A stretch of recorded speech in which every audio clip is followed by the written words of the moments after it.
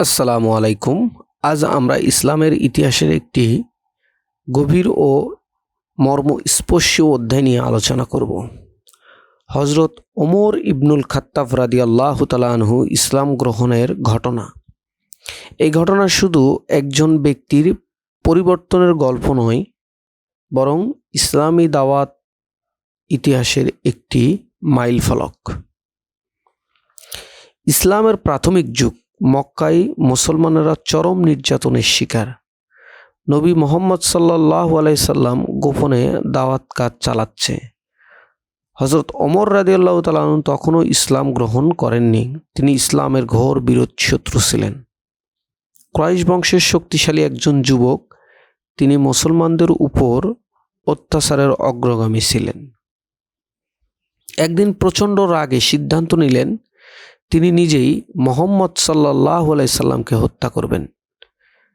এই জন্য তিনি তরবারি হাতে নিয়ে রওনা দিলেন। পথে নুয়াইম ইবনে আবদুল্লাহ রাদিয়াল্লাহু তাআলা আনহুর সাথে সাক্ষাৎ হয়। তিনি তখন গোপনে মুসলিম ছিলেন।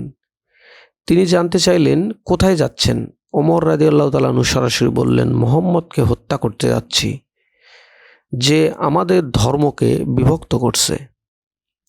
নুয়াইম রাদিয়াল্লাহু তাআলা আনহু চতুরতার সাথে বললেন, তোমার নিজের পরিবার তো মুসলিম হয়ে গেছে, প্রথমে তাদের দেখো না। তিনি ওমর রাদিয়াল্লাহুকে তার বোন ফাতেমা ও ভগ্নিপতি সাইদ ইবনে জায়েদ রাদিয়াল্লাহুর কথা বললেন। রাগে উত্তাল ওমর রাদিয়াল্লাহু প্রথমে নিজের বোনের ঘরের দিকে রওনা দিলেন। তখন সেখানে তার ভগ্নিপতি সাইদ ইবনে জায়েদ রাদিয়াল্লাহু আনহু, বোন ফাতেমা রাদিয়াল্লাহু তাআলা আনহা, খাব্বাব ইবনুল আরাত রাদিয়াল্লাহু তাআলা আনহুর সাথে তাসাউফের মজলিসে বসে সূরা তহা তেলাওয়াত ও শেখা কাজ চলছিল। ওমর রাদিয়াল্লাহু তাআলা আনহুর পায়ের শব্দ শুনতে তারা কোরআনের পাণ্ডুলিপি লুকিয়ে ফেলেন। ওমর রাদিয়াল্লাহু তাআলা আনহু দরজায় এসে জিজ্ঞেস করলেন, আমি যা শুনছি তা কি সত্য? তারা অস্বীকার করলেন না, বললেন হ্যাঁ সত্য। তখন তিনি ভগ্নিপতিকে আক্রমণ করলেন।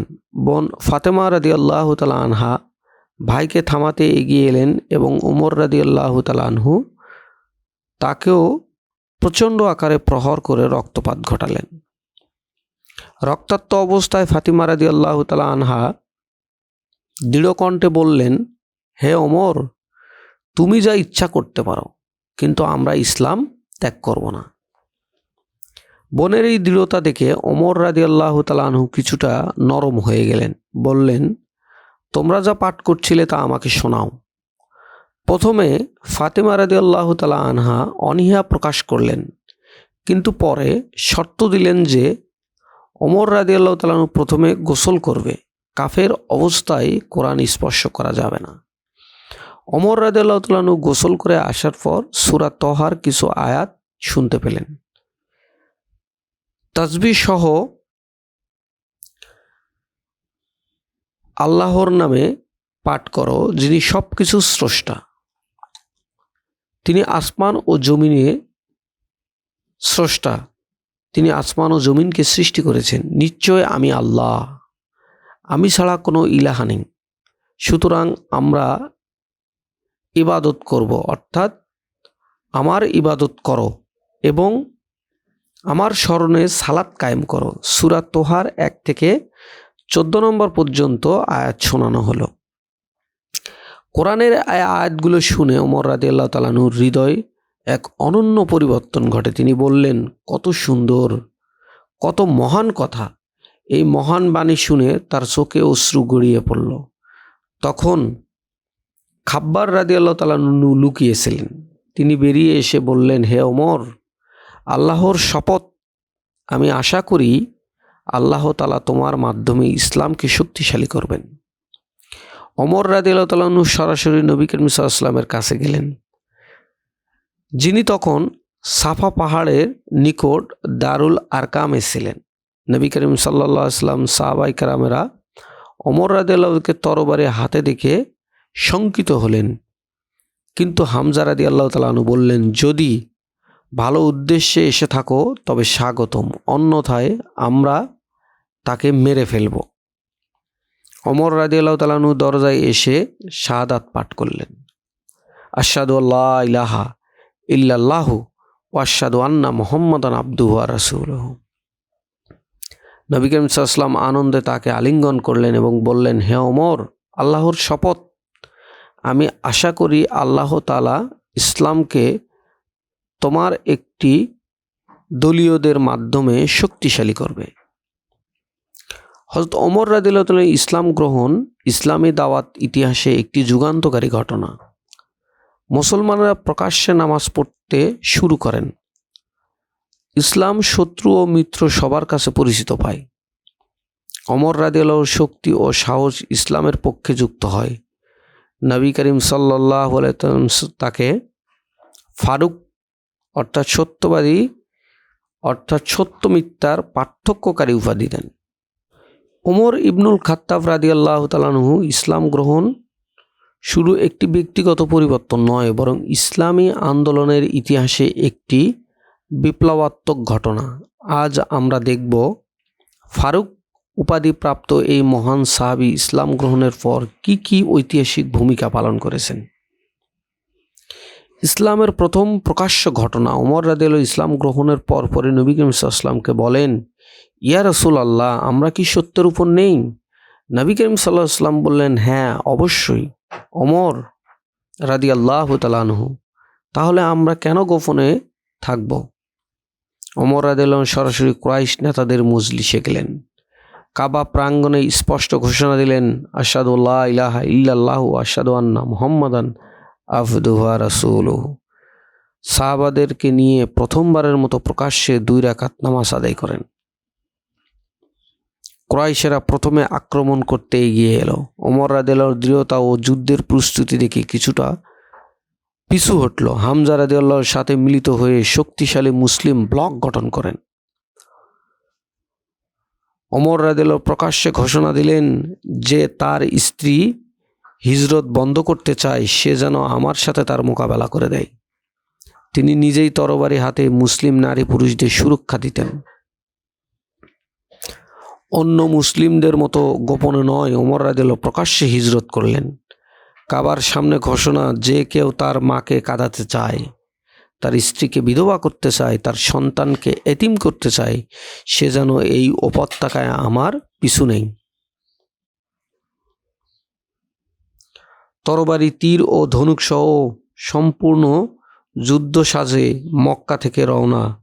কোনো কুরাইশ তাকে বাধা দিতে সাহস পাননি। রাষ্ট্রীয় বিষয়ে পরামর্শদাতা। নবী করিম সাল্লাল্লাহু আলাইহি ওয়াসাল্লাম গুরুত্বপূর্ণ সব বিষয়ে ওমর রাদিয়াল্লাহু তাআলা আনহুর পরামর্শ নিতেন।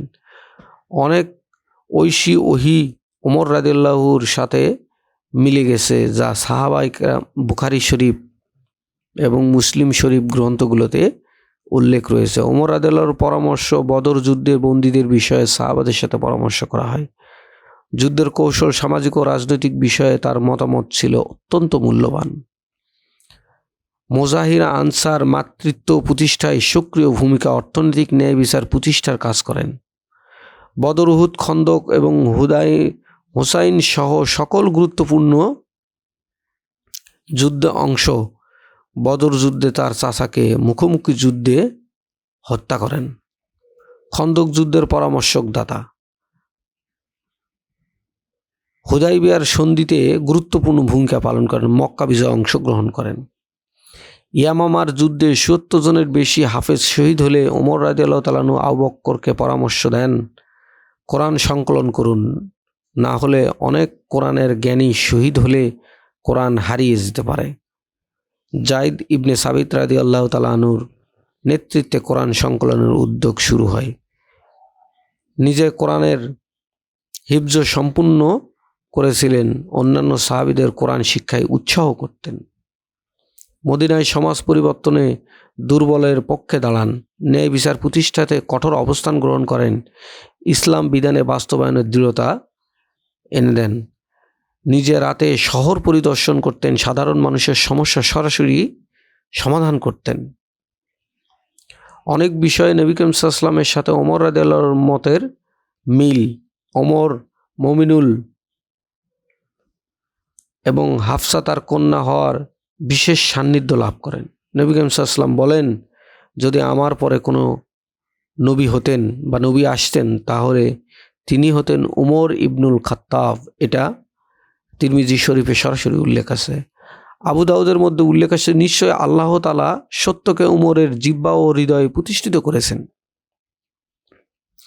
আবু বকর সিদ্দিক রাদিয়াল্লাহু আনহু প্রধান উপদেষ্টা, সকল গুরুত্বপূর্ণ রাষ্ট্রীয় সিদ্ধান্তে পরামর্শ দিতেন, ইসলামী রাষ্ট্রের প্রসারের ভূমিকা পালন করেন।